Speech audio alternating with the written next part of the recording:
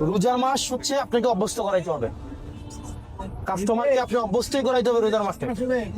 রোজার মাসের পরে আপনি অভ্যস্ত করাইতে পারবেন, 1 নম্বর বিষয়। 2 নম্বর বিষয়, আপনার প্রশাসনের কাছে সরাসরি অর্ডার আছে। ওনারা আজকে আসতো, আমার আজকে আইন শৃঙ্খলা এবং মিটিং ছিল, গাড়ির মাথায় আছে।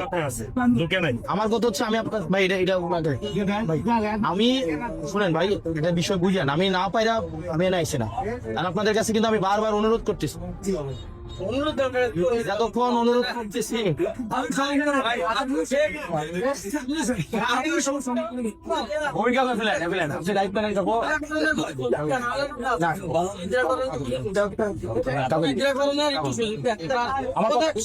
আমার কথাটা বলেন। আপনি এই 3 দিনের মধ্যে প্রস্তুতি নেন, আর 2 দিন দহন করতে পারবেন, আর এরপরের দিন চলে যেতে হবে। এটা হচ্ছে অর্ডার। এরপরের দিন থেকে আপনি তো ইচ্ছা করবেন, আপনি কিন্তু দিবেন না ভাই, বুঝতেছেন না কেন?